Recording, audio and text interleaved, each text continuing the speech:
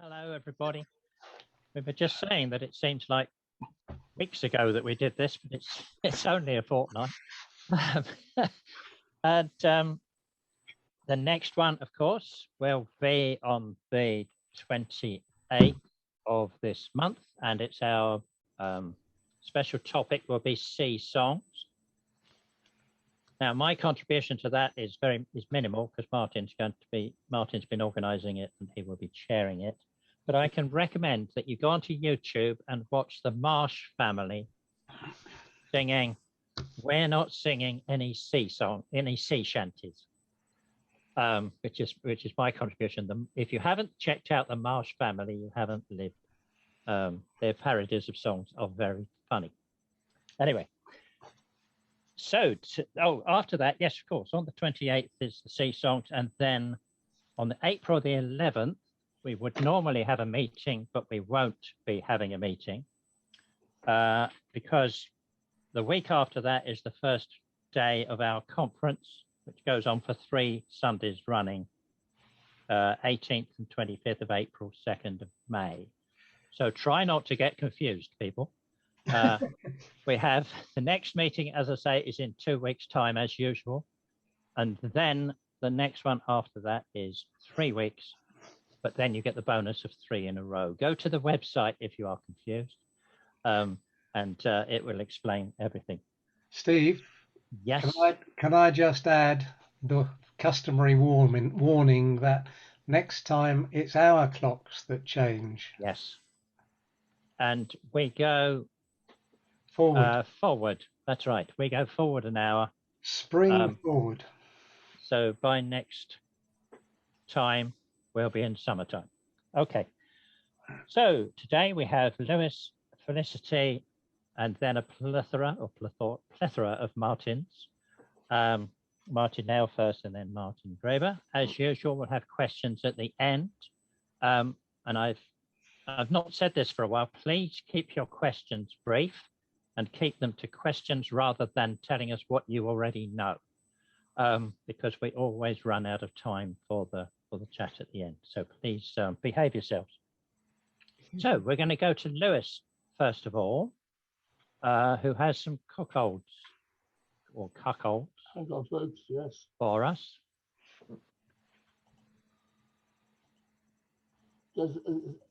Right. We have your screen. Hang on. Right. Okay, folks. That's good. Can I start? Yep. Okay, Cockholds all around, folks. Me, Lewis Jones, presenting. I've got some music for you to start with, if I can play it.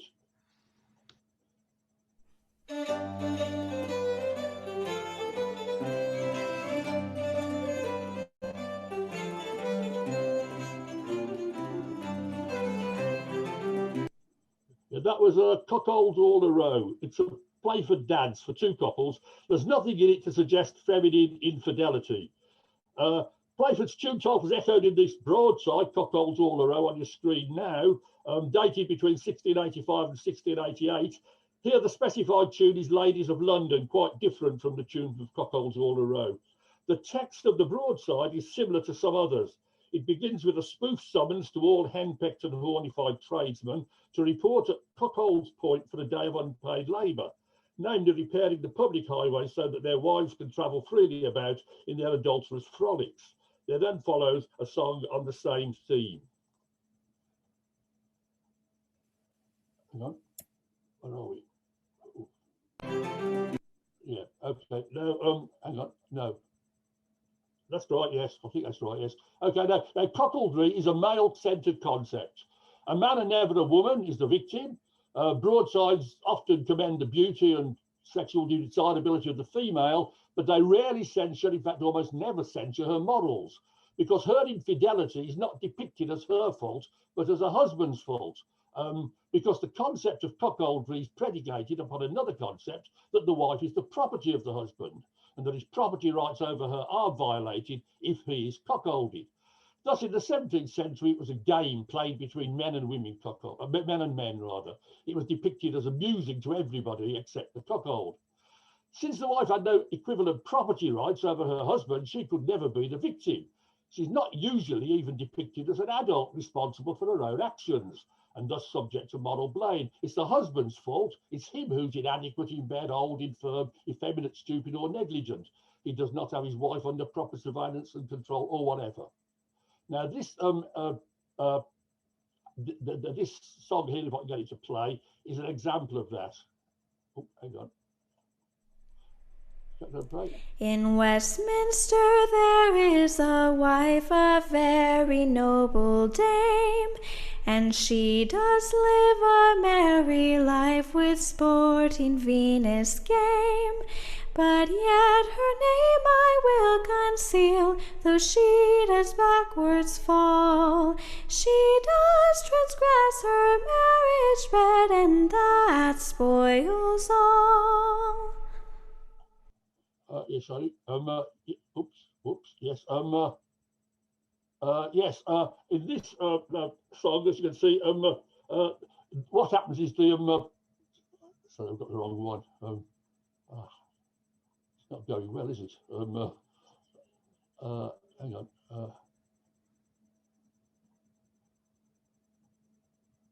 Yes, this is the one. Beg your pardon about that, folks. Yes, what happens here is that the woman does commit adultery. The man's wife commits adultery, but she does it with a young man who boasts to his friends about it afterwards.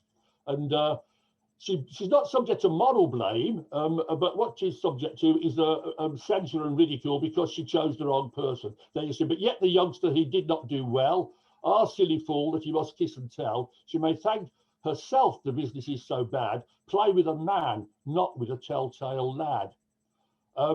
So continuing our discussion of the concept of cockholdry, it's difficult to reconcile it with the idea that within a marriage, the husband and wife are equal. Probably for this reason, coupled with a more prim and proper attitude towards sexual hanky-panky that peaked around the Victorian time, it has suffered a big decline over the years. The early popularity of it can be seen by the large number of broadside ballads that have got cuckold in their title. At University of California, Santa Barbara, I counted 66 of them. Some of them were duplicates, but a fair number. The Bodleian Library's got fewer of them because it's got fewer early broadsides, but you can see that I've done a breakdown of 17 of the ones that I could date, and I'm very, very heavily concentrated in the latter half of the 17th century. And most of the broadsides we'll look at today mirror that distribution. They date from the 17th century, reflecting the morality of that era. There's one at the end which has quite a different moral tone, which we'll come to later. Now, I'll kick off with a quick look at some broadsides in which there's no actual cuckolding, or in which cuckolding interacts with other themes. This is the Cockholds Dream that we've got here. It's dated by the Bodleian as 1674 to 1689. A man on a beautiful spring day sits down by a silver spring and dreams that his wife is unfaithful. This puts him into a jealous frenzy at the thought of that his property rights over her have been violated. But as the text tells us, it's all a delusion and the vision is comical. Now for the next one, if I can work it, I've got a song for you. Oops. Yes. This is the... I'm sorry, folks. I can't do this. No, sir. Hang on. Try again.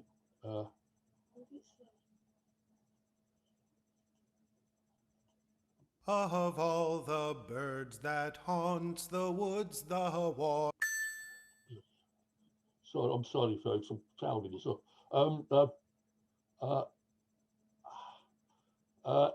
I'll just talk. I'll forget the audio on that and just come to the text itself. It's dated 1625. The tune's a button smock, if I could have played it. There's a long text, 2 parts to it. Welcomes in the spring and the arrival of the cuckoo. Then at length describes how in spring the sensual frisson runs through all hearts, and how the menfolk of various trades are anxious for the fidelity of their wives. The tone is light and the text is described as a merry maying song, if I could have played it, yeah. Other instances where there's no actual cuckolding, sometimes cuckold's used as a political metaphor. It's a general term of abuse, really. I found that in 2 broadsides, as you see there, the London Cockholds and another one that opens in Cockholds Hall of Fame, Cheapside. I've also found a couple of examples where Cockholdry is alluded to but does not take place in a broadside about wife beating, one about male impotence. Now, the wife beating one, I'm not having a lot of success with my music, but I'll try again. See if I can get it. Hang on. Oh, no, I can't. The wife beating one, it's called The Woman's Victory. It's dated 1671 to 1702. It's the first verse of the tune is The Languishing Swain. The text is from the 17th century, but it's considerably more politically correct than the wife-beating songs harvested by the great collectors from around 1900. A 63-year-old miser marries a 17-year-old girl. She's a good and loyal wife, but he continually suspects her of cuckolding him and beats her without mercy. Finally, driven to extreme measures, she batters his head with a ladle while he is asleep, and in the ensuing fracas, thrashes him until he begs for mercy and swears he will mend his ways. Thereafter, quote, he never offers now to fight, but calls me love and heart's delight. This ballad here, I'll put it in, it's a later ballad, this one. It's on the theme of impotency. And it's quite different in tone from the text of the 17th century.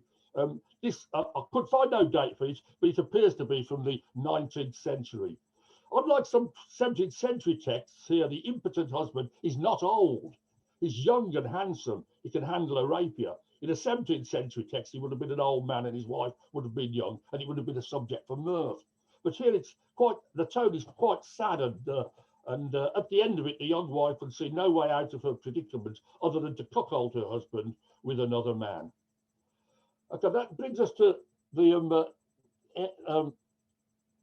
the broadsides in which cuckoldry is the main theme, and I've identified 6 of them, and I'll take you through them. I might miss out some of the music, but I'll get you through the texts anyway. This is Camstow Knock from Newcastle, the Newcastle cuckold. It's the only cuckold broadside, as I've said at the top there, that I've come across where the wife leaves the marital home and elopes with the lover. It's quite a moving story. The husband, very much in love with his wife, he eventually gets her back and carries her back from London, where she's eloped to Newcastle. But on the downside, as it says, he for the cuckold ever went in fair Newcastle town. This is the London cuckold. This is the second of our themes. The last theme was the theme of elopement. This is the theme of a old husband, young wife, which, as I say, has been a perennial theme throughout the ages. You get it in Chaucer's Merchant's Tale, don't you? And in numerous other literary references. Here, the cuckold is depicted as sprouting the cuckold's horns. In the end, fearing public ridicule, he decides to accept the child begotten by the wife and the cuckolder. The wife's attitude's interesting. She's unrepentant. It's not her fault, she implies. It's her husband's fault. He did not pay her sufficient attention. So that's the old husband, young wife theme. This next text, it follows on from that one. This is cuckolds as a source, gets a source of income from the sex trade by being cuckolded. It's to the tune of Oh Mother Roger, if I could play it. The wife promises to be kind to the cuckold and make him financially secure, but he cannot be reconciled. He hates the thought, and it doesn't really win him over. You can see at the top left of the screen, though thou wert a cuckold, it was made, it was by a ranting blade, who most richly was arrayed, we shall have a thriving trade. For they that gains my kind goodwill must bring ready money still. So he continues to get cuckolded, but there is that recompense. This is the new Western ballad of a butcher cuckolded by a farmer. Again, if I could play it, the tune here would be to Ladies of London. This is the 4th theme, lazy or inadequate cuckolds. And here you can see, I'll try and play it if it works.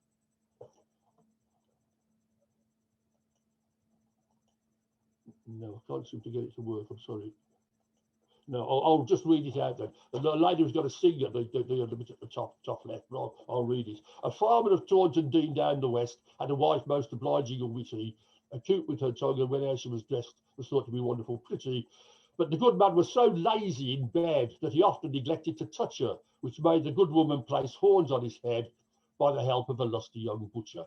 But again, the moral is not that the lady's done anything wrong or is subject to moral blame. The moral is that if you're lucky enough to be married to an attractive female, you should do your job and give her the satisfaction that's her right.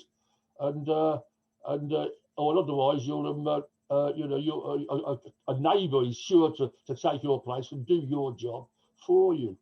The next one, if I can get it up, can I get this?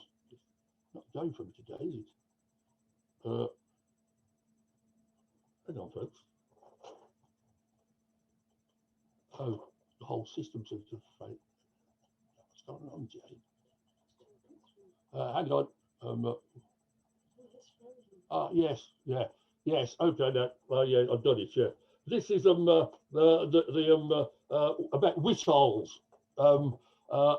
If I could play it, this text has a particularly beautiful tune, allegedly composed by Purcell, if love's a sweet passion. It's in G minor, modern minor scale. I'd say it's harmonic minor, lacks the flattened sevenths, typical of modal tunes taken from the mouths of the people. It's a posh tune, not one of your common folk tunes. A Whithole is a cuckold who tolerates his wife's unfaithfulness. You get one in the Hebrew scriptures, Abraham.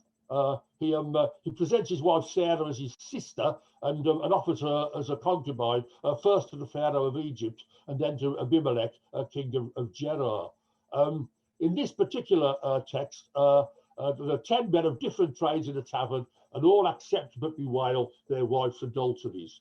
And I'll try again to play it, although I'm not having a great deal of success, am I? Yes, got it. All the 10 honest tradesmen did happen to meet in a tavern, it seems, about Leadenhall Street.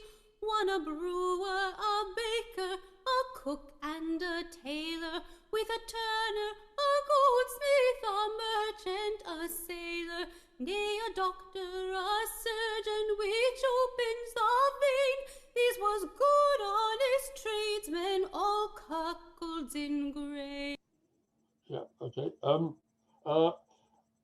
The next theme, the sixth one, sometimes the cuckolder does get confounded in 17th century cuckold broadsides. This is a trepanned cuckold maker.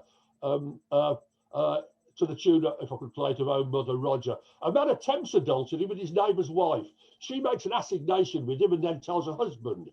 The would-be adulterer attends the lady in her chamber, partially undresses. The husband enters and whips the malefactor with 2 birch rods, only stopping when his victim hands over the enormous sum of £30. Note again, no moral blame to the lady. In fact, this time the lady is loyal and virtuous and doesn't deserve any blame. But it fits in with the general picture that it's not the woman who's ever criticised in 17th century cuckold broadsides. I've found only one single example of a broadside in which the wronged husband exacts revenge, not only on the cuckolder, but significantly on his wife. This is the Cuckold Drover, or the Merchant Done Over, from the online Bodleian collection. It describes itself as a funny ditty, but it does have a distinct moral tone. A merchant seduces a drover's wife, and they plan to get away. The merchant brings a lot of money to tide them over when they move. The drover surprises them, however, in their frolics, strips them, puts them out in the street naked, then goes upstairs, discovers the merchant's watch and £10,000. Significantly, this is a late broadside, published between 1819 and 1844. It's got a moralising tone that's very different from the amused hedonistic sauciness of the cuckold broadsides of the 17th century. Which brings me to my conclusions. On this broadside evidence that I found, anyway, the concept of the cuckold was prominent in popular culture towards the end of the 17th century. Later on, especially into the 19th, it became less influential. 2 reasons I've adduced for this. Firstly, this concept implied in cuckoldry that the wife is the property of the husband has become, over the years, deeply unfashionable, and in fact, nobody really believes it anymore. So the assumption on which the concept of cuckoldry was based has really been destroyed by the march of social progress. Secondly, British society became more respectable and less prurient over the centuries. It was all a joke in the 17th century, cuckolding. a game played, as I say, between men. But later on, topics that were once viewed as saucy and amusing became considered embarrassing, indelicate, and indecent. Well, that's the end, folks. I'm sorry about the trouble with the music and the various other difficulties, but that more or less was what I intended to say. Thanks for listening. Great, thank you, Lewis. Great start to the day. Sorry about the sound problem. Sorry, We need to unshare. Thank you very much. Excellent. Thank you, Lewis.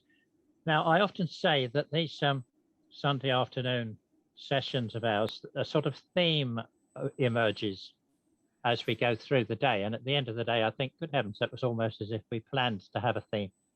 But I'm not quite sure I can work out a theme as we're going from the Cuckolds to Japanese whaling songs. So if you can find a connection between those, a theme, then please put it in the chat. So we're going to go to Felicity. Hi, Felicity. Hello, everyone. Thank you very much for letting me speak today. Just let me put this on view.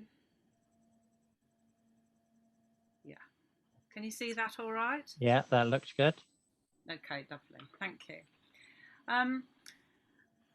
I'm in Japan here, by the way. Hello. So I've been researching these Japanese whaling songs, and I thought maybe you might be interested to hear about them. Among the wide variety of old Japanese folk songs called minyo, there are about 200 local songs related to whale fishing. And some years ago, I started translating with the help of a friend, looking at their lyrics to see what kind of information they might contain. We've done about 70 so far, and the translations don't set out to be singable, but rather to make the songs accessible in terms of content and to index them kind of, and in order to make local and international comparisons. I'm not assessing them from a political angle, but I must say I was inspired to research them by the Japanese contention at the International Whaling Commission that Japan has a long tradition of whaling. So I wanted to find out how that tradition was represented in song. Felicity, Yeah? I don't think your PowerPoint's working quite correctly. We're still seeing the first page, the list of slides rather than the presentation. That's the problem we had the other day. So sorry. probably best to go out and try again. Stop sharing. Okay, stop share. Sorry about that. That's all right. I hadn't actually changed slides, but I wonder if you're going to... Now are you seeing a different slide? Yes. Okay, let me try the next one. Okay, yeah. That's right. fine. Okay, let me know if that happens again, please. The folk songs are not well known in Japan outside of their local communities. There have been some published local repertoires. In English language scholarship, the musicologist David Hughes and the writer and book collector Frank Hawley have both mentioned or alluded to them. And in Japan currently, there is an attempt to gather a national corpus by a gentleman named Mr. Uemura. So I'm using his corpus. And at one time he had that on the internet. So at the beginning I used his website. And his sources in turn were informants who pointed him to artifacts in museums such as books and scrolls and screens. And some of the songs have been preserved or revived by preservation societies called Hozonkai, and some also appeared in the National Emergency Folk Song Survey in the 1970s and 80s. Is that a different slide? Are you seeing some men by the sea? Yes, we are, yes. Lovely, okay, thank you. Preservation societies exist in Japan for various local arts, and the whaling song societies preserve their local songs, or even just one song, to perform at local ceremonies and festivals, which are often associated with shrines like this one. And as is the way these days, there are quite a lot of videos of these on YouTube, which I'm happy to refer you to. But today I'll just play sound recordings. The songs are contemporaneous with pre-modern whaling, so that's opportunistic hand-held harpoon whaling and later organised net and harpoon method, and they precede the introduction of the Norwegian harpoon gun in the late 19th century. Unlike Western, what you might call Western sea shanties that we know, these songs are thought to have been sung not on board ship actually, but before and after whaling, and in the main they are specific to local areas because they pertain to inshore whaling on very short trips lasting hours rather than days, unless there's an incident like a storm or the whale dragging the boat out to sea because the harpoon is in the whale but the whale hasn't surrendered. There are three types of these songs: work songs, celebration songs, and other songs. And there's some common points between these different types, and also with more general folk songs in the form of what we might think of as floating verses. This song from Nagasaki, I'm not going to play you this song, but if you look at the lyrics while I speak about it a little bit. I know they're very small, but sorry. This song suggests that, we're taking it at face value, by the way, at the moment. It suggests that the whaling is seasonal, that the workforce is mobile, and that there is wealth to be made. A work shed is set up on shore, and a mountain lookout keeps watch for whales from the cliff. When they spot a whale, or a whale and its young in this case, 36 boats go out, rather as a lifeboat crew might be on standby today, and they throw layers of nets to restrain the whale and harpoon it, tie a rope around it and drag it ashore with rowing boats. This song also suggests that the locals gather to help process the whale, and that although some meat may be stolen, one might wonder if this suggests the marginal existence of these communities or poverty. It relies on the cooperation of the whole community. It seems to be a kind of narrative, but there is a sense as well, particularly in the second verse about gold, and in many other songs, there's a sense that they're kind of aspirational, prospective, rather than actually true. At this point, I'll go back to that. I should tell you that translating Japanese can be very much open to interpretation because they don't have articles like the and a, or necessarily tenses. So you often don't know whether they're talking about an event that has happened. You often don't know who has been involved in it. And because you don't know whether it's past, present, or future, you don't actually know whether it's factual or intended to appear factual, or whether it's actually a dream or a wish. To better understand the environment of these songs, it's useful to refer to illustrations of different dates and regions. Here you see actually 36 boats, and at the top on the right you can see the cliff top lookout like a little thatched cottage. This mid-19th century etching published in Boston has a similar view with 16 boats.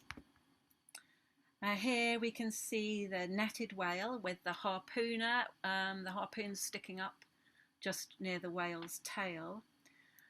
And here is a workshed compound with a single whale caught up on the beach, and a larger scale operation here, which is not actually later, flensing 3 whales on the beach. Some of these pictures are commissioned by wealthy operators, so again we have to view them cautiously because they might depict idealised scenes of great success. Well, Oh, and also this is some of the processing. Well, no doubt you're itching to hear one of these songs, so let's listen to a celebration song. Celebration songs in Japan, not just whaling songs, are defined by a first line, which is usually a word, a particular word, in this case, medetai. And it means celebrate, but it's a bit like hurrah or alleluia or bravo or something. And they also contain motifs of auspicious symbols. They would be the equivalent of our four-leaf clover or olive branch or something, where you hear the word of the tree, but you have another associated thought. And also they include symbols of longevity like turtles and cranes. Here's a song. It's a real slow mover because there's a lot of response. In some English songs, people rejoinder fol-de-riddle-ido, fol-de-riddle-dee. Well, there's a lot of that kind of thing in this song. The rejoinders or affirmations are kind of yeah type thing, and you'll hear them move across just the first line of what's on the screen, and the rest of it you won't hear because I won't play that much. You may need to adjust your volume.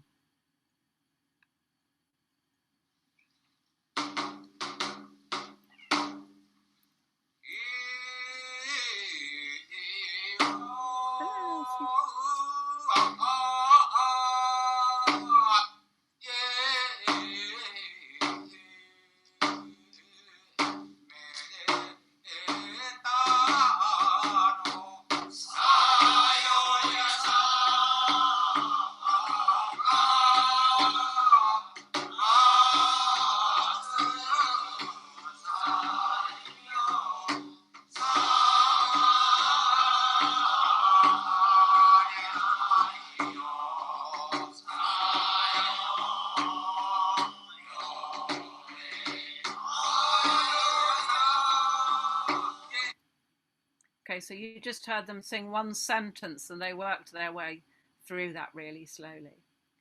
I'll let you hear a work song because that has a more recognisable rhythm. There are three types, as I said: the net making, the cutting songs, bone cutting and flensing, and capstan winding. I hope you think that this is capstan. I did ask Alan Whitbread, what should we call this? And he said that was a capstan. He thought, but I know that capstans are often only on ships. So, but anyway, this rope winding contraption, and this is a capstan winding song. Here is a closer up image of that. The Hozonkai Preservation Society here are using a rope instead of a capstan to do the circular movement of the song. Here we go. We'll just hear the first verse, sandwiched by the refrain for the work. And I've put the Japanese on the left. This one moves a bit more quickly, and you might be able to just follow the Japanese and then scan across to the English if you're interested. Okay, let's hear this. Oh, that didn't work. 江戸時代から明治時代にかけて捕鯨の基地として栄えた町です。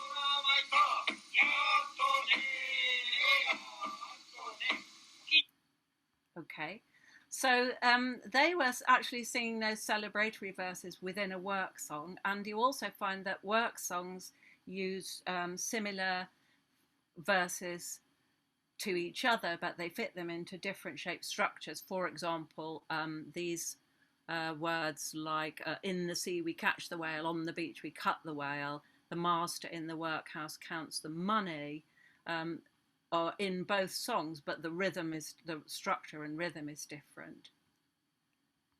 And then they finish with we have wound up the rope, or we have cut the bones, or whatever. So I just like to whiz through some slides quite quickly, which are about my sort of research format. And if anybody's got any desire to critique this or guide it, I'd be very happy, because I'm kind of making it up as I go along. But I'll tell you what we've done so far. So we've plotted the song sources. They come from 10 prefectures. Those sources correspond roughly to whaling festivals and whaling museums in Japan, which is not really surprising, but I don't know whether it's a cause or effect. The distribution is largely in islands, and also largely in Nagasaki area, which has a lot of islands. You might be able to see just up here. I don't know if you can see my cursor, but this is Nagasaki area here. And I've done a content analysis manually because it's actually quite manageable so far with 70 songs, and tried to work out songs which had a richness of themes. So the red ones on this map are the richest songs that are got in the corpus at the moment, and I'm looking for some quintessential Japanese whaling songs, basically. There is some evidence of mobility of songs, and that appears to relate to mobility of personnel, which is known to have happened because the whaling was seasonal.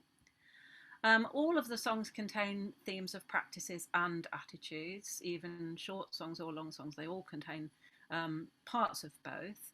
And the practices are divided into techniques, whale types, and geography and personnel. And I gave the songs labels, partly because we're not necessarily sure of the titles. They have a letter for the prefecture, so N is Nagasaki, and then a sequence number. And I'm trying to find in each category the songs which feature the most of those particular themes. So, for example, in the techniques, there are different kinds of say, the rockero is the capstan I referred to before. There are nets, different kinds of nets, and so on. And on the right side, those are all the songs that contain that reference. So this is a kind of indexing, I think. And then at the bottom, you see the songs which have the best scores for techniques overall. So I use these to compare songs and to see, for example, if I want to look for a song which contains a reference to a workhouse, I'll look in that index there. And you get different kinds of nets and different kinds of boats, which I'm charting. Whale types, the most popular in the songs is the right whale, which, as you may know, floats when you shoot it. When you harpoon it, it still floats, so it's much easier for them to get into shore. And there were at different times bans on catching right whales. So whether or not they actually are singing about that they caught a right whale, oh, sorry, with the calf, I should have said, whether or not they're singing about whether they wanted to catch a whale with the calf or they did catch a whale with the calf, we don't really know. There does seem to be some evidence of knowing about sustainability as an issue. In one of the songs from Wakayama, they say, only if right whales bear young will right whales always be in the sea. They do seem to have some awareness of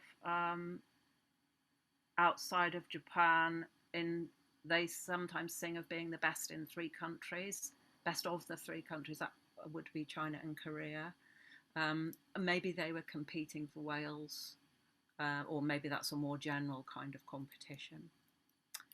And in attitudes in the songs, you get fortune themes, celebration themes, prosperity and veneration. I'll speed up a bit. The fortune themes are natural themes and also man-made themes, like man-made objects like emblems of prosperity, money and gold and lucky mallet and things like that. And they also have themes of veneration, where the whale is either called a gift of the gods, or actually a god, kind of giving himself to them.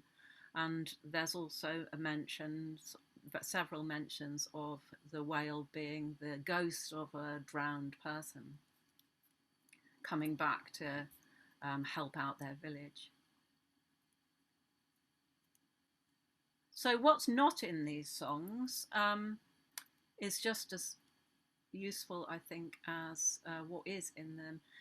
They're not very visual in terms of things that we might expect to hear about, like huge crowds of people come to work. They're not mentioned. And also very beautiful painted boats are used. They're not mentioned either. So that's very surprising to me. This seems to be a key feature of this whaling, but they don't mention these boats. And the boats are actually painted for the whales to see in the sea, apparently. And also they have auspicious symbols on them, which are for good luck. So really quickly, a very brief comparison with some of the shanties that we might be familiar with. The Japanese whaling songs don't include complaint and hardship, like a lot of our shanties do. No drunkenness. There is ritual sake drinking. They don't include international travel or international crews or poor treatment of crews or women. They're not bawdy. They don't include specific dates. The names of people are quite rare. When they are included, they tend to be the head of the whaling team. And there are no disasters, except for in one song. There are no disasters sung about. I mean, they did have disasters. So my conclusions are that these songs certainly partially seem to illuminate historical whaling practices and attitudes in Japan. It's a whaling that's clearly different from modern Japanese whaling and also contemporaneous Western whaling. The songs are local and confined to older whaling communities, which I think is a little bit different from our sea shanties. Because they come from on shore, we can actually locate all of these songs in whaling communities in towns, small towns, villages, and there seems to be some evidence of workforce mobility. Can we take them at face value? Well, I'm not ruling out imagination at all, and nostalgia, of course, is a feature possibly of folk song, and there's definitely symbolism, which one needs to be aware of, culturally and historically specific symbolism needs to be looked out for. So you can't really take them at 100% face value. I think that they're votive rather than narrative, and they are aspirational largely, rather like a chant. You can chant for what you want. Some people say you can chant for a Mercedes-Benz. If you visualize it, it will happen. So I think that they are of whaling, certainly. I think that they're for whaling rather than about it. But I think that they are hopefully you agree that they're an example of a possible application of historical song studies to modern day issues such as environment and community identity and industrial heritage. So that's all. That's great, Felicity. Thank you very much for that. That was fascinating and great Thank you. pictures. Great pictures too. And we're moving on as quick as we can. Although there isn't, I said we wanted a theme. We have a theme now because Martin's going to be talking about analysing the songs on their subjects and so on. I was very impressed with your methodology, Felicity. Now Martin's going to talk about that sort of thing. So Martin Nail, are you there? Yes, I am. And I will do this screen sharing thing. The ritual that we all go through. Mm. And we all hold our breath. We all hold our breath. I'm holding my breath even more. Right. Yeah, we have that. Does that look like the beginning of a slideshow? It does, yes. Good. And if I press that, does it move on to the next one? No, it doesn't. No. Yes, right, there it does. Yeah. Right. So, I'm going to tell you, this is about the folk song subject index of the Vaughan Williams Memorial Library. So I'm going to be telling you a bit about the library, a bit about why we need subject indexing, what the thesaurus is, which is part of the mechanism of producing a subject index, the project that was run in 2018 to 19, and where we've got to today in terms of the folk song subject index. So to start with the Vaughan Williams Memorial Library, I'm sure a lot of this is familiar to everybody.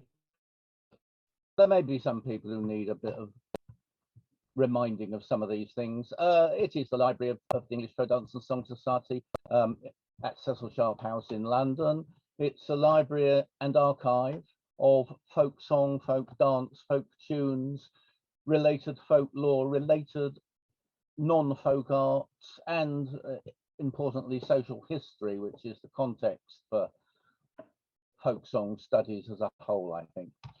Its focus is on the traditions of England, but includes a lot of material on other English-speaking countries and to some extent places of the world outside the English-speaking world.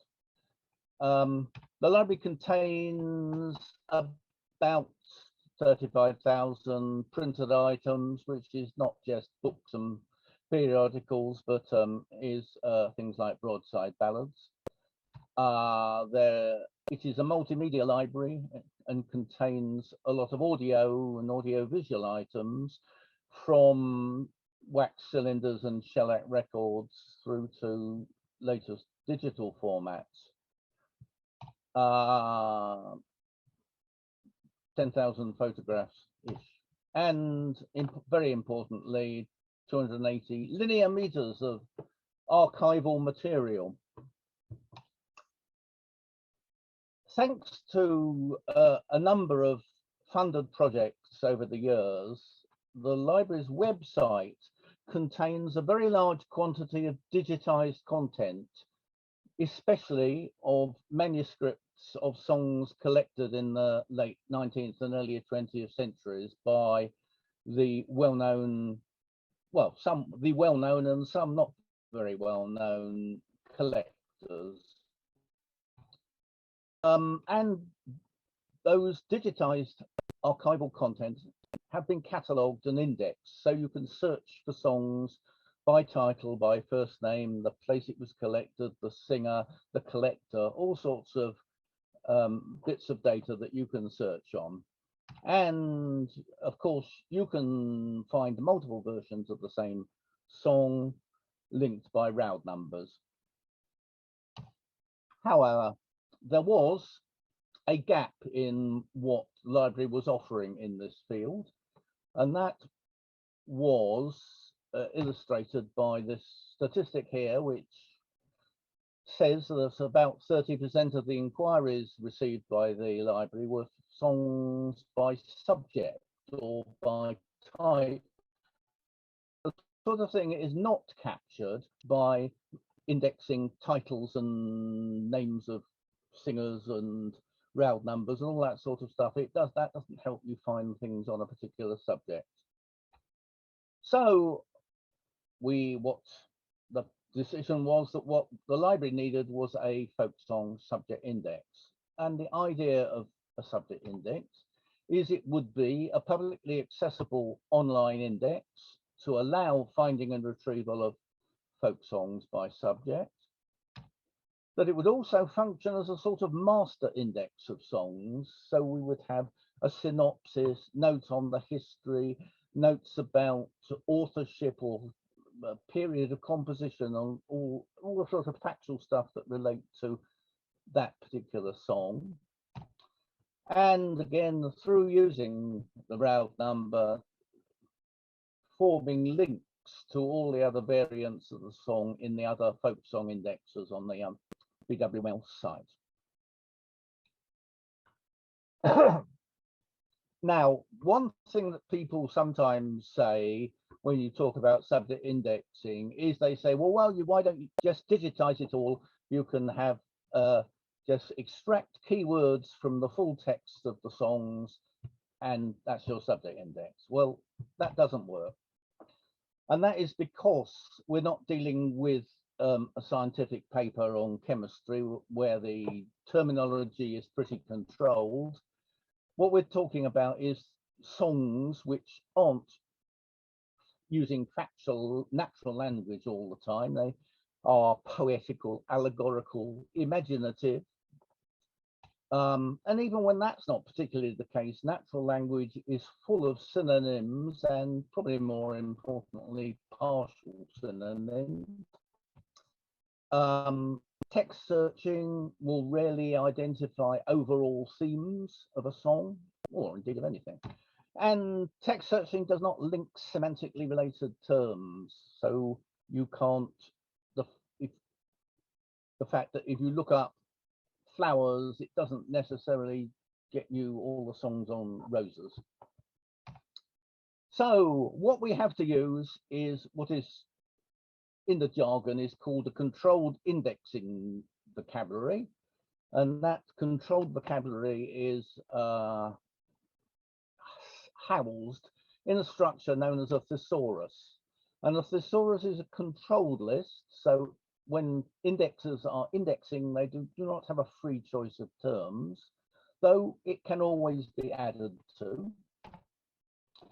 It shows terms, and it controls the permissible indexing terms by specifying a single preferred indexing term when there are synonyms, and it indicates the relationship between terms, such as between a broader term and a more specific one.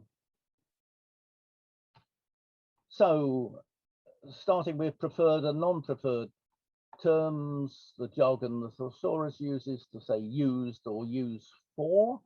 So we might have this, which is crying. We have these three terms, crying, sobbing, and weeping, and we've decided that they mean more or less the same thing. You might use one term rather than the other in particular circumstances, but the thing that they denote is practically the same, and people searching for one of them will probably want to find all the ones that can use the other terminology. So we're saying we're going to index all those songs using the word crying, but we have a reference. So if anyone looks up sobbing or weeping, they get to the songs. And this is my favorite one. We've got all sorts of synonyms or near synonyms for ghosts. We're just using one term, and anyone looking up the other terms is going to find things that interest them. Broader and narrower terms they're used for a number of circumstances. For example, between a class of things and individual instances. So we have the term hand tools, and then we have all sorts of tools which are narrower than hand tools. So we call them narrower terms, and conversely, for every narrower term, we say that hand tools is a broader term, and that's denoted by BT as opposed to NT. And similarly, going back to flowers, you have flowers, and then we have all these different sorts of flowers. And this is a case where the thesaurus can always be added to, because if we've got daisies and lilies and roses and all these things in the thesaurus, and we get a song about daffodils, well, daffodils is obvious where daffodils is going to fit into the structure. And the broader, narrower term relationship is also used for things and their parts. So we have plants and these various bits of plants, berries, flowers, leaves, etc. And that includes places. So you can have Kent, and then you, as narrower terms, you can have all the towns in Kent, and events come to that. So you can have the Napoleonic Wars, and you can have battles that formed part of the Napoleonic Wars as narrower terms. And there can be many levels to these broader and narrower terms. And a term can be a member of several hierarchies. So pianos are keyboard instruments and string instruments. And because the strings are hit by a hammer, they're also percussion instruments. Galley slaves, well, you can think about galley slaves as obviously they're a type of slave, but they're also people who power a boat, so they're a type of sailor. And you use it sometimes in cases of emergencies. Abingdon, we have Berkshire and Oxfordshire as broader terms because someone might come in at either of those top terms, because Abingdon was in Berkshire until 1975 and is now in Oxfordshire, so someone might look under either term. There's a sort of catch-all relationship as well, which is denoted by an RT for related term, where they're not a generic, that's a genus and a species. They're not parties, not a whole part relationship, but they are related in some way, like the Crimea is where the Crimean War took place. If we've got a term like abstinence of alcoholic drinks, obviously that is some way related to alcoholic drinks, and boats and ships are related to water transport because it's what you use to provide it, but not exactly a whole part or anything, that sort of relationship. So that's a possible relationship which we want to record in the thesaurus. And the remaining thing, which is not used an awful lot, is that you can add a scope note to a term, so that if we use the term midsummer, what we're saying here is we're using it to mean a period of time. We don't just mean Midsummer's Day. It is the time of all the various midsummer festivals. Right, so that is subject indexing and how you achieve subject indexing using a thesaurus. Very briefly, what happened was that the library got funding for a project which ran from May 2018 to 2019. It cost near £24,000, funded by the National Folk Music Fund and the Mark Fitch Fund. A project officer was employed 2 days a week for that period, and we had the help of, I think 18 is the figure here, or volunteers who did the actual indexing and other things. And the index was launched on the 14th of May 2019. And what the project achieved was 670 songs in the index, and we're now up to about 800. The thesaurus structure was established and a large number of terms import. And as I mentioned, once you've established a structure, you hopefully can then just add new terms in a fairly routine manner. We've had positive feedback on the index.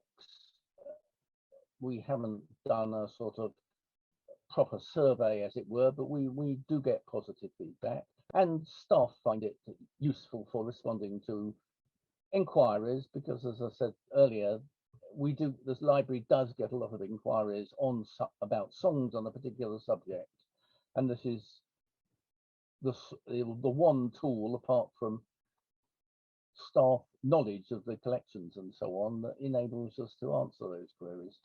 And the thing is freely available on the VWML website.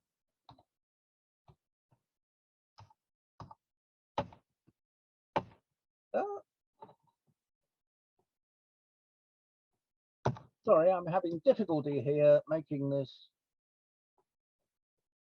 PowerPoint move on to the next slide, which is a shame.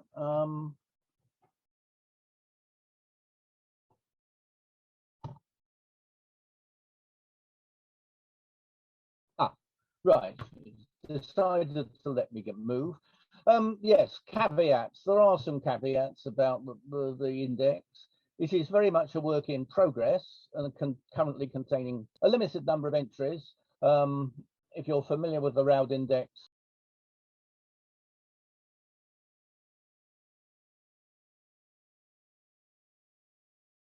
We've lost you completely. I don't know if you can still hear us, Martin. I think you've gone. I can't see him either. Do we know if he's gone, Martin? The other Martin? He has indeed disappeared from our screens. I'm sure he'll be back in a minute. But, give him a few moments. If not, we'll move on to you. And then finish up with Martin after yours. Talk amongst yourselves. Well, don't talk out loud, but talk quietly amongst yourselves for a moment. See if he's back.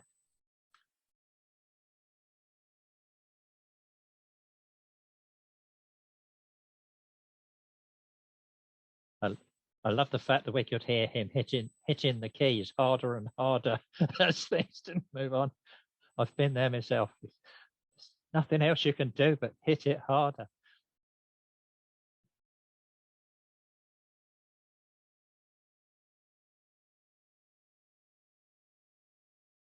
Well, are you ready to do yours, other Martin?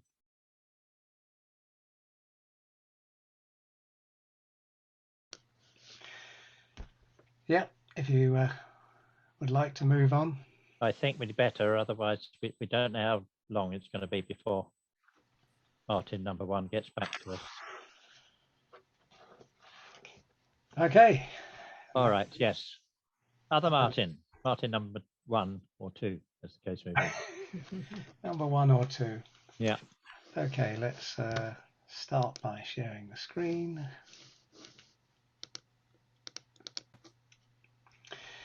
Okay, before the second folk song revival of the 1950s, there were very few professional singers who specialised in folk song. In the 1930s and 40s, Clive Carey, Harry Plunkett Green, Stuart Wilson and others sang arrangements of traditional songs as part of a repertoire of mostly classical music. A few others, like Albert Richardson, sang predominantly humorous songs. Let's just let Martin back in. Based on the tradition, to audiences who preferred rather lighter fare. My interest in Eve Maxwell-Lyte began with the discovery of this publicity brochure from the late 1930s in the papers of her friend Doreen Senior. Since then, I've pieced together some of her story. From 1930 until her untimely death in 1955, Eve Maxwell-Lyte made a successful career performing folk songs on the concert platform, on the radio, and in early television broadcasts, though the style of her performances was very different from those of today, lying between the classical and the popular. Verona Eve Maxwell-Lyte was born in London in 1908, and it was reported that she sang even before she taught, her first solo at the age of 18 months being the popular ragtime Yippee-I-Addy-I-A. By the time she was 3 years old, she could sing all the English nursery rhymes perfectly in tune.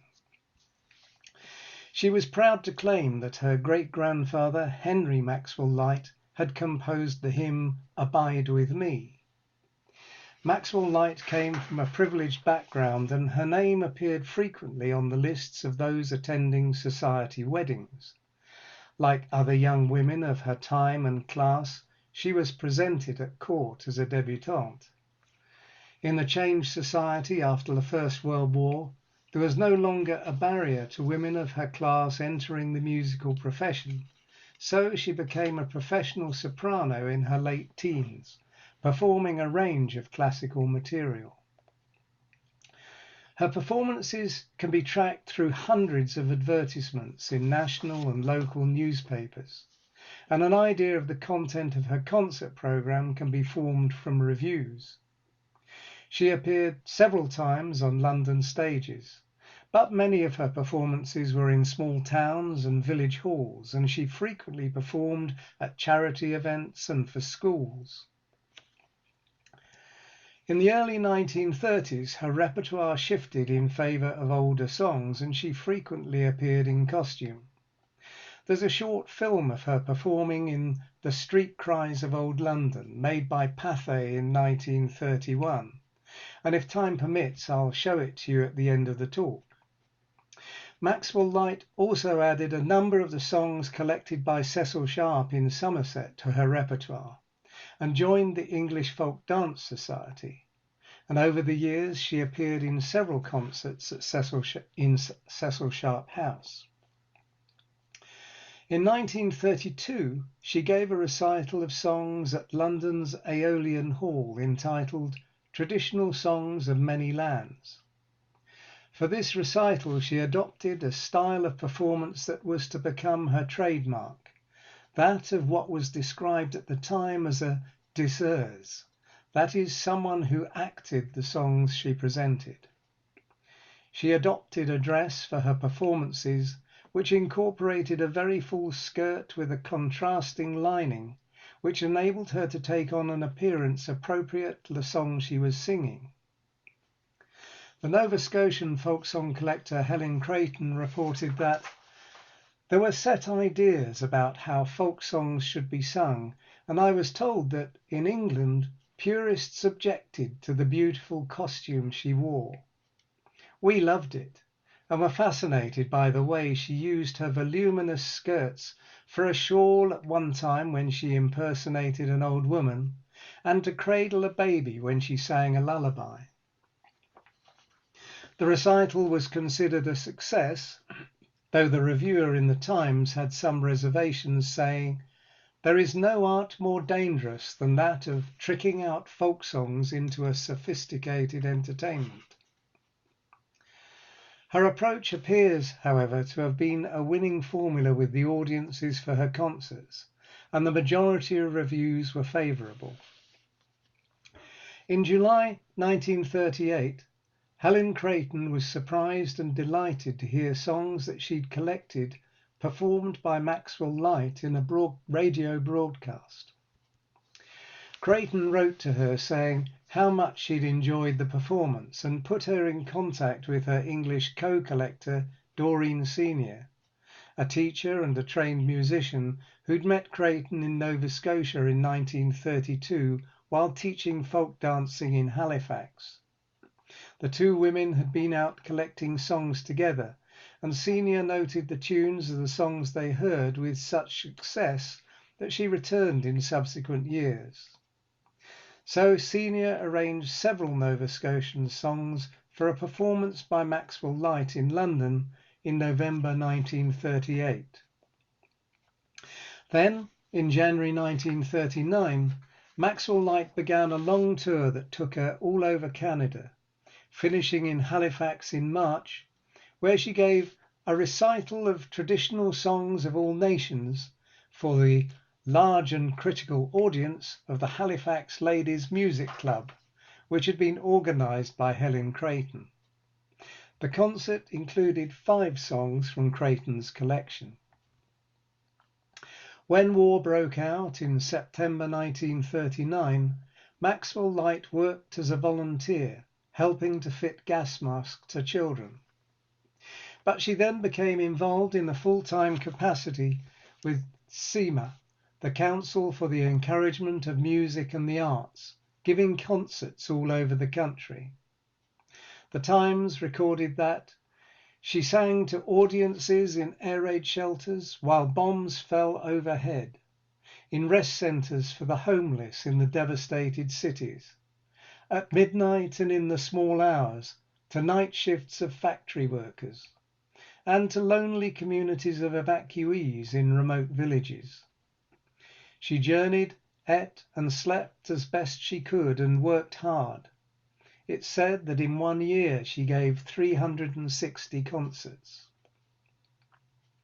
In February 1940, Maxwell-Lyte gave a recital at Cecil Sharp House to promote the book 12 Folk Songs from Nova Scotia, based on the collection of songs that Senior and Creighton had made there. This book, produced under wartime restrictions, contained only 12 songs with a much abbreviated introduction by Creighton. It was mainly Doreen Senior's work and was superseded in 1950 by the much larger Traditional Songs from Nova Scotia. Maxwell-Lyte was accompanied on the piano by Doreen Senior, and the recital was prefaced with an introductory talk by Senior about her experiences as a song collector in Nova Scotia with Helen Creighton.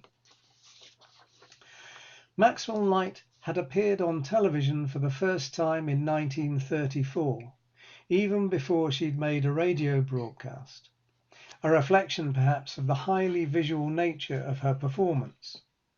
But she performed on radio several times during the war years.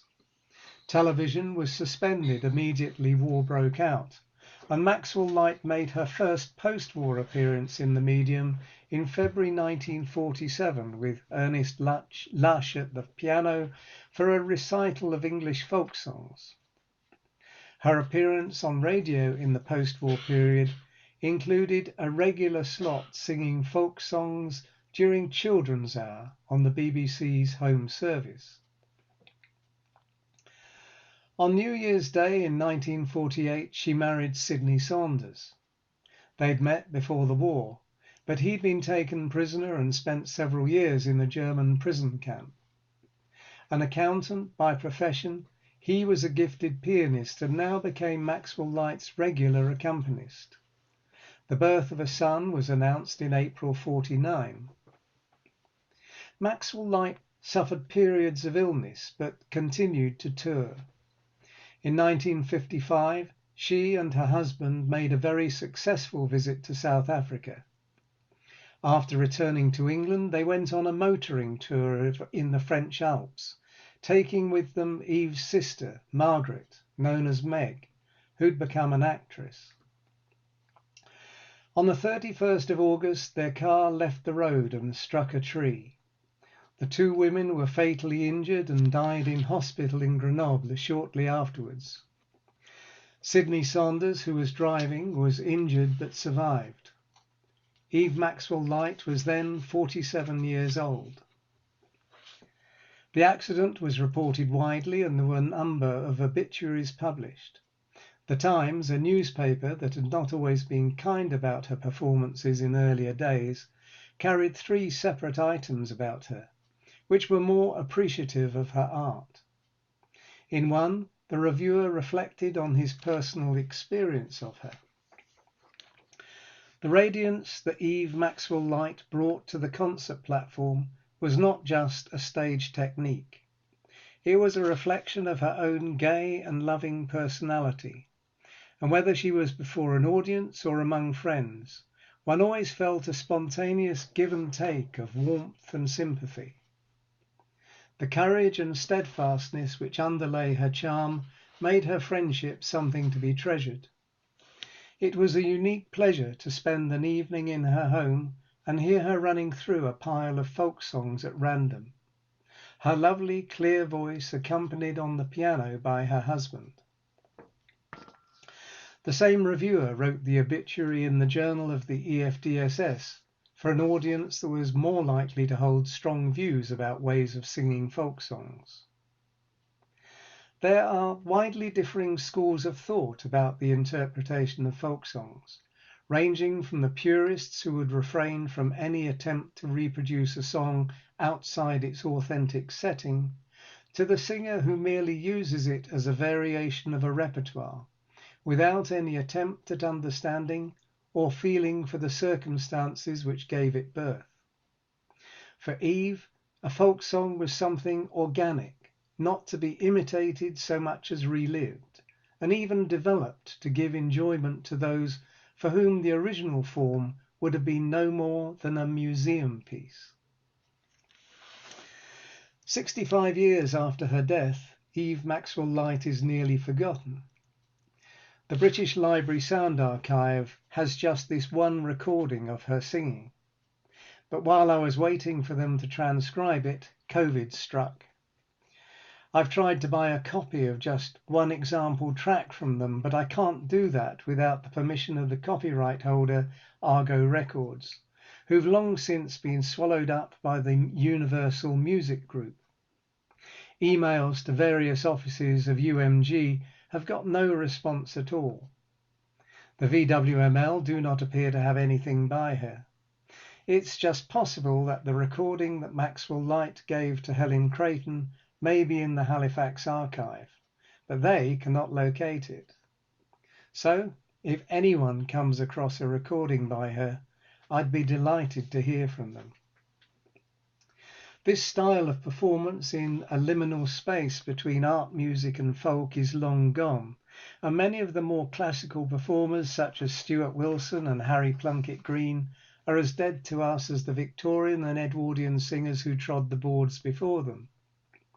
In the years after the Second World War, a new generation of singers created their own folk revival with its own values, repertoire and styles of performance. They were too taking traditional song and making it their own. Maxwell-Lyte and others of those years are a link between the two revivals, drawing inspiration from the first and then keeping the songs alive until the singers of the second revival took them up and reinterpreted them. Many people of my age might, as children, have heard Maxwell-Lyte singing songs like When I Was in My Prime or Sprig of Time on BBC Radio, part of their experience of the children's hour. And a seed was sown. In our later years, the performance may seem rather old-fashioned, but the beauty of the song endures. I'm going to stop sharing, and if the technology cooperates, I will show you the video of Eve Maxwell-Lyte and Iris Gibbs in the Pathé film Old Street Cries of Old London. Let's try sharing again.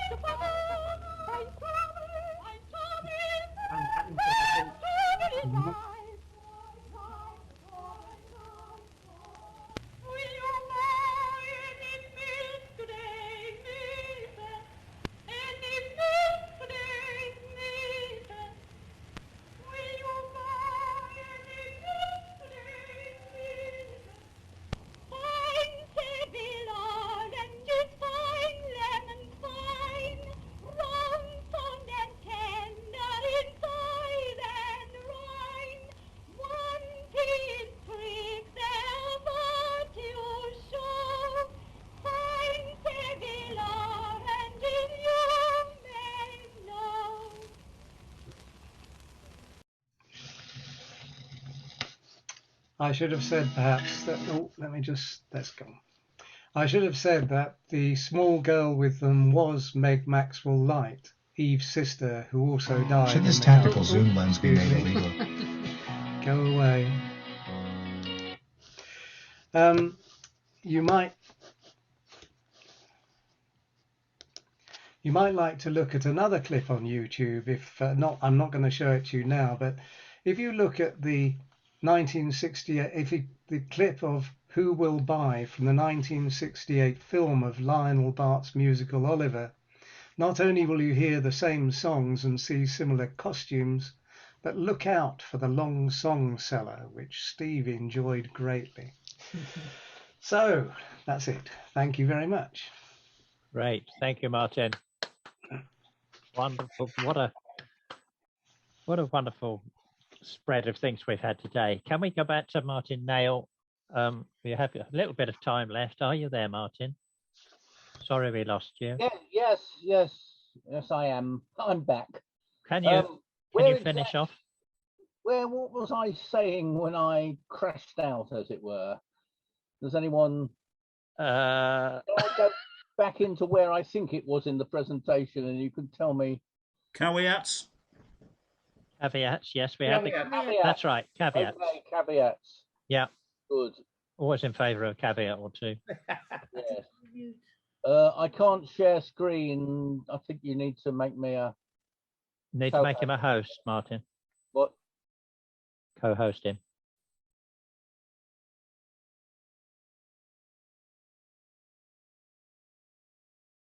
Right. Share screen.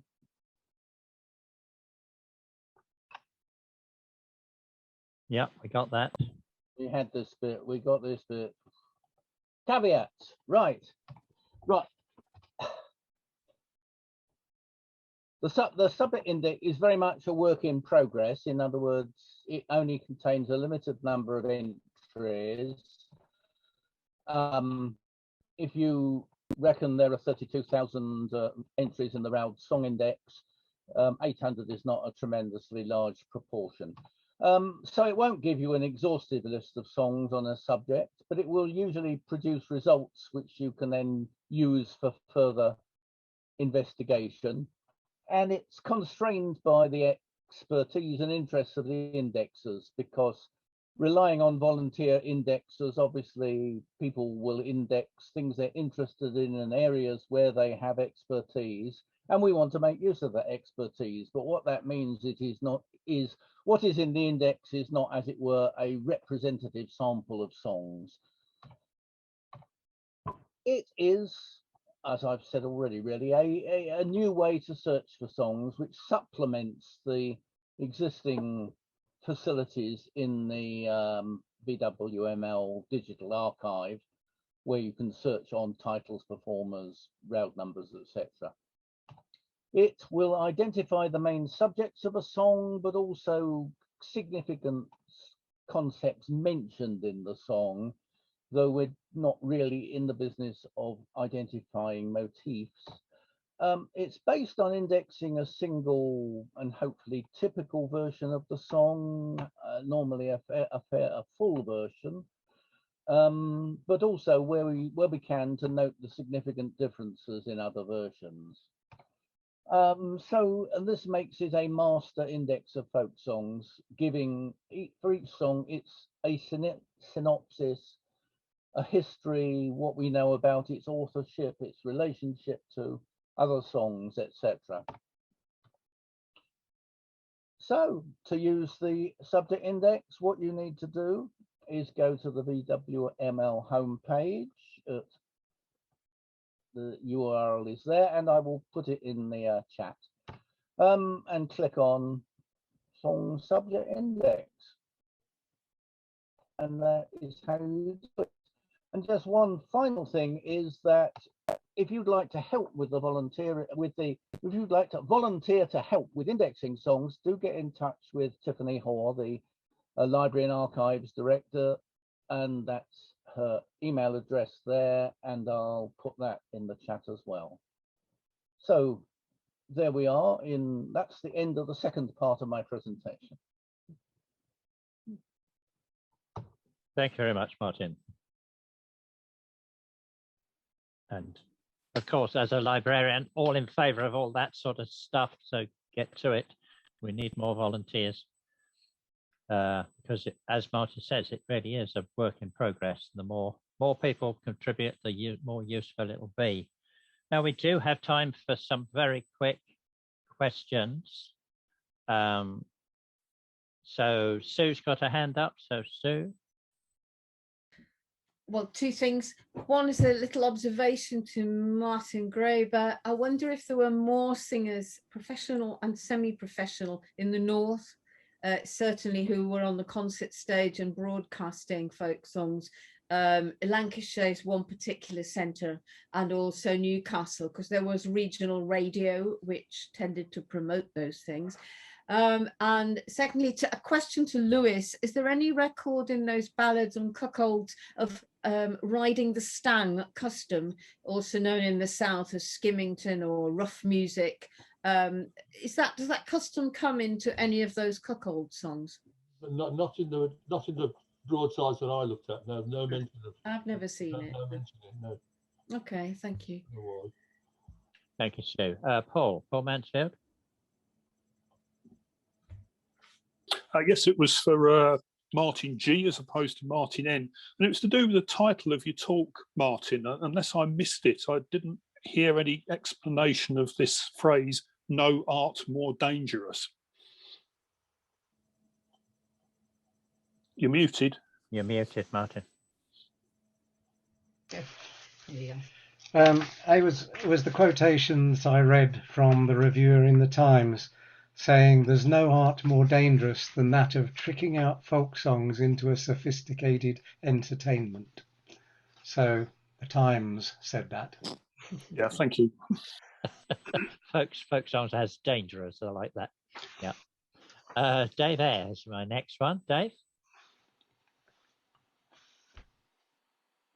You're muted, Dave. Two things. One for Martin Graebe. Martin, as a matter of fact, a young lady from Australia who's been living in Sheffield for a long time went back to Australia for a wedding and never came back, or hasn't got back yet. Was doing precisely what the lady was doing there. The title of her program was Diva at Dusk, and she was appearing at the Adelaide Fringe Festival only last night. She's quite remarkable. The second one is for Martin N. How do you cope with symbolism? I'm thinking in particular, it's not the first thing that came to my head, but one of them would be the bonny black hair, which would not feature in songs about hunting hares, because that's not really what it's about, if you see what I mean. Yeah, that is a sort of difficult area. I think it depends really how obvious. I mean, there are lots of songs with sexual and other euphemisms in them, and where it's sort of pretty clear. We actually have the term sexual euphemisms as an indexing term. So I think we would probably tend to index it fairly literally, but then, as it were, give a warning by. And also in the synopsis, you would then say, you know, like, I'm not sure we've done that. We've certainly done the furze field. Yeah. So the synopsis begins something like, ostensibly a song about country pursuits, ... Still are country pursuits, Martin, I do believe, I'm told. Yeah, I mean, you have to do it as it says, because some people will be searching for hares because they think it really is about black hares. Us innocents amongst us. Derek, your turn. It's another question for Martin G, or an observation really, that the other examples that you gave of those sort of classical singers singing in that style would have been bass or tenor singers, so that Eve Maxwell-Lyte is more in the following on after the likes of Matty Kay, who was sang illustrations for Sharp. So I'm just intrigued to know who else was soprano or contralto, alto singer. singing those songs. Also, following on from Stuart Wilson, who I think had an accident and problems with his voice after the Second World War, Pat Shuldham Shaw took over as a bit of a bridging a gap really between that very more formal style of singing, classical singing of folk songs, and then the folk revival, and quite I think a quite dramatic singer, not quite acting it out or dressing up, but certainly a sort of dramatic singer of folk songs. Well, I think what I would say is, yes, you're right. There's a lot of, and following up from Sue's point, there were a lot of singers doing folk songs. Not many of them were specializing in folk songs. I think that's the key difference. And I haven't done a formal study. That's outside the scope of what I was doing, because this is an offshoot of what I've been doing on Doreen Senior. But I certainly get an impression that Eve Maxwell-Lyte was busier than anybody else I've come across. And the amazing thing is how forgotten she has been, how hard it has actually been to find out anything about her. Someone who at the time was ubiquitous. Where did you find the child? Is the child still alive? I don't know for sure. I think the child may have died in infancy. Can we move on there, because we have 2 or 3 people waiting? Steve Rowley. Yes, question for Felicity. I just wonder if the recent Whalemen TikTok song was picked up at all in Japan, whether anybody would make that connection to the whaling songs of Japan.